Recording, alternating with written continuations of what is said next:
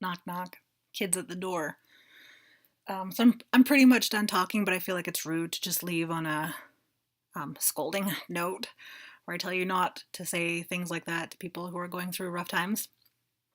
Um, that's kind of, I mean, as a grown up, as an adult, after going through being bounced from house to house, getting kicked out of one, getting kicked out of the next, uh, custody battles, your child not wanting to be with you, to just coming out of your shell. When I got to Smithers, that really was it. I let myself be. I let myself feel things. Every life has hard times, and you can say that. Doesn't really mean a whole lot until you really decide that you're not going to let that be everything. That's another one of those things you should just like say to people. It could be so much worse. Like, we get that. We know that. Do you think that makes us feel better? Like, we're over here being depressed about shit you don't even care about. Do you think that makes us feel good? Like, it doesn't. So don't say that either. Um, and when I was in Smithers, like I said, I got married. I had the job that I wanted. It was all fine and dandy for a while. I was myself. I was able to go out and make friends. I still had some triggers. I still wasn't able to go and do everything all the time when I wanted to. I still had some small panic attacks, especially the night I almost hit the moose. That was a terrible night. Um, but I got back up every single time. I reached out to somebody. Of course, at that point, it was my now ex-husband. um, but I did something about it. I actively pursued solving my issues, and the answer didn't always come. The answer doesn't always come very quickly. But if you're making progress, you're making progress. Any step matters, whether it's forward or whether it's sideways. Just don't be still. Don't be stagnant. Always work on yourself if you're not happy with yourself. And sometimes that's way easier said than done. But as long as you keep that in your mind, you can have your bad days, you can have your off days. Everybody does. But don't let that be your life. Because when you do, that's when you're going to backslide. That's when you're going to get in that funk that's really, really hard to get out of, if you can get out of it. So, um, for the most part, my life went pretty all right after that, until we moved to Kelowna, and I had problems with my stepdaughter. She understandably had a lot going on. Um, I was the first person that her dad dated after her mom died, and he had two kids, a son and a daughter. And he not only dated and married me, he moved them 1,600 kilometers away from all of their family and friends to be with me. Um, and looking back, obviously that was a really bad idea. Not just financially, but for those kids. Honestly, it did a lot of damage to them. And then he was the kind of person who just became an extension of whoever he wanted to be with. So he became what he thought I wanted him to be instead of realizing that I wanted him to be his own person. And the biggest thing was that he didn't stand up for his kids. He didn't stand up for what was best for them.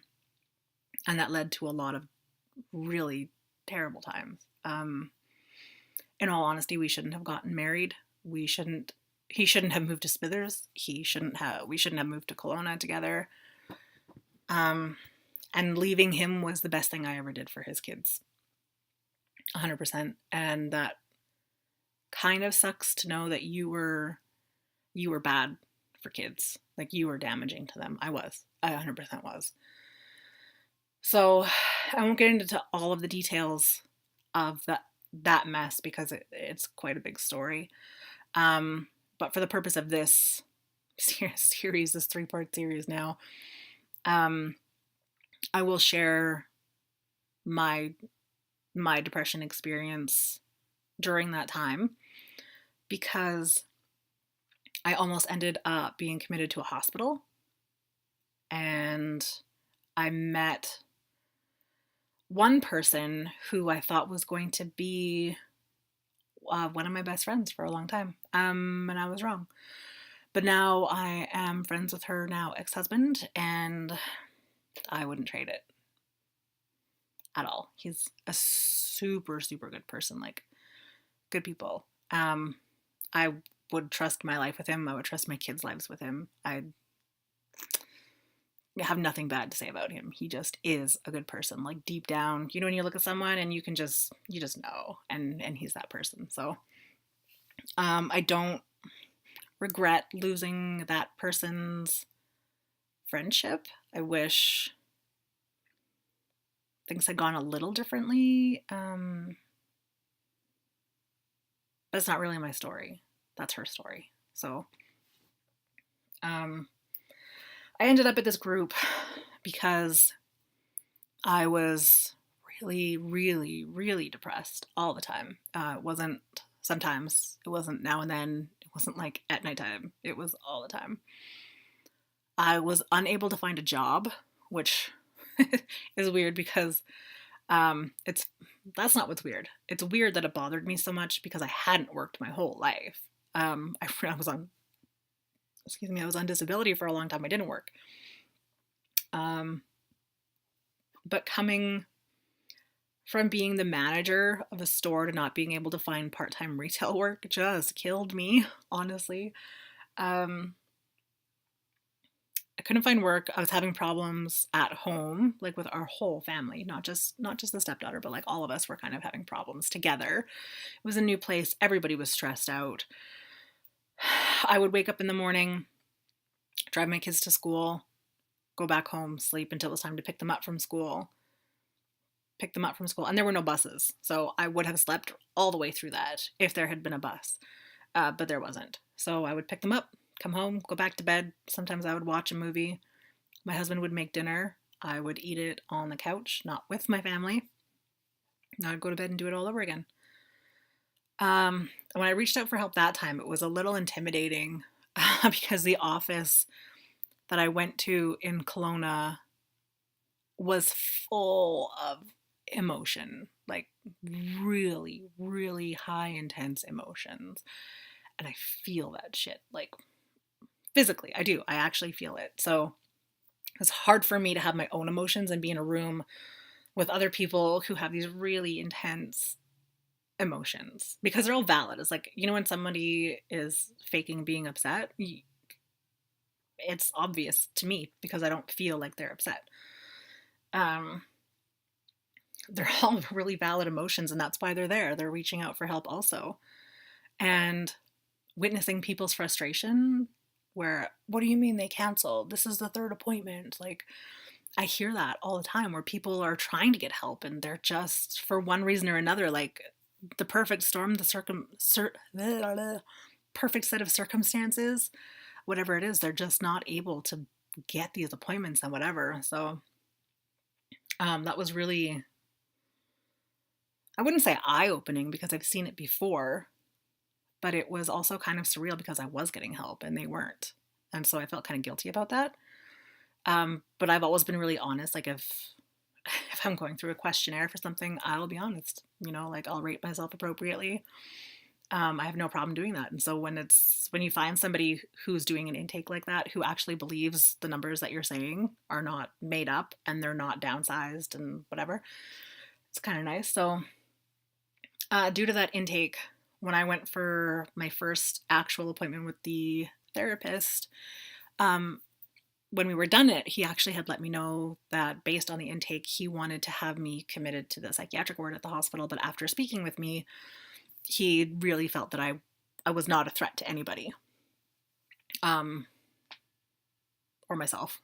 So what he did do was sign me up for this program, and I can't even remember the name of it, but it was the best thing I've done my whole entire life. It's a circle of people who are raw and real with each other. And it's dinner time, apparently.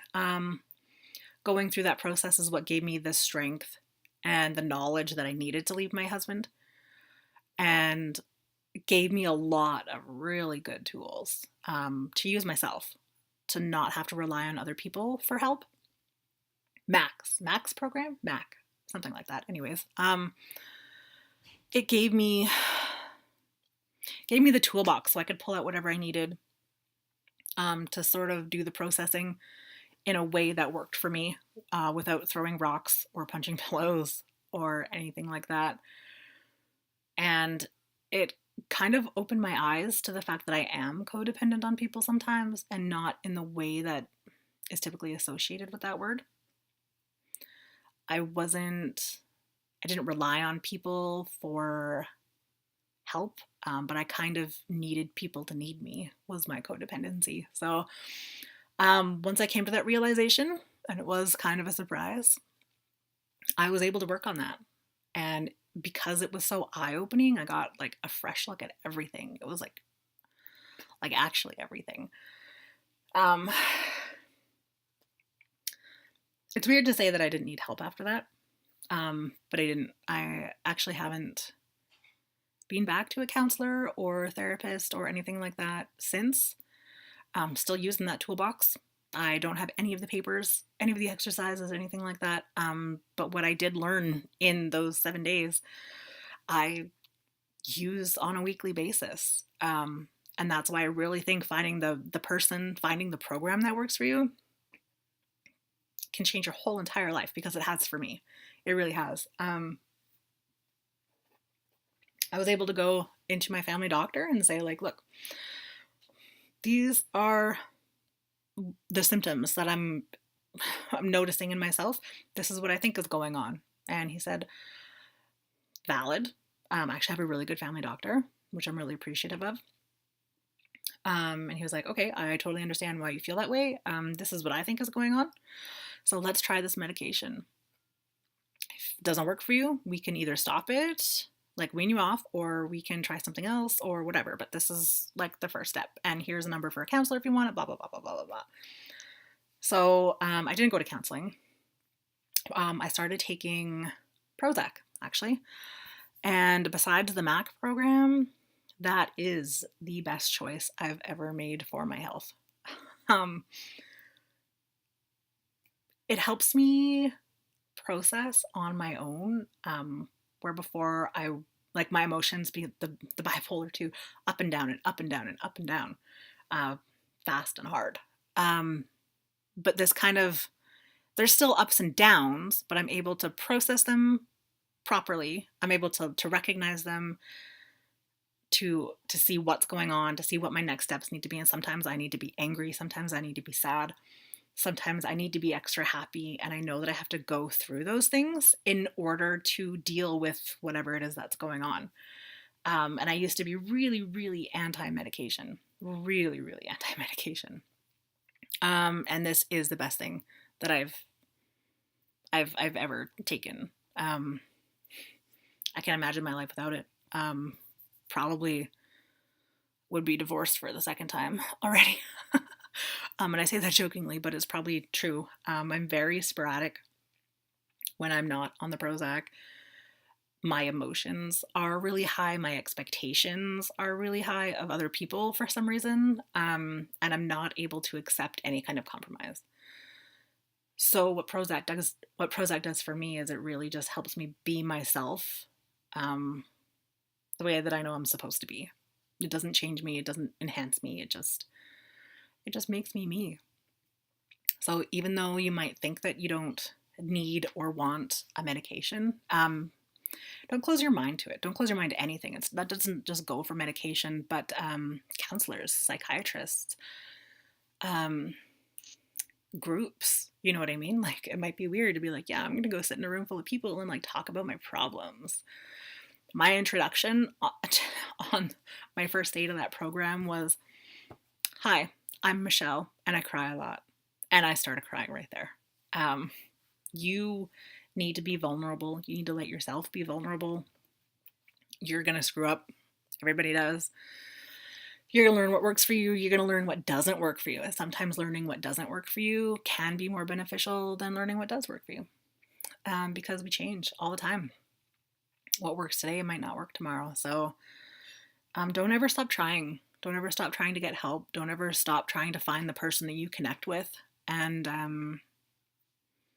don't ever not take yourself seriously. I think I think because of the misconceptions that are out there, people kind of question themselves when they're like, "Am I really just doing this for attention?"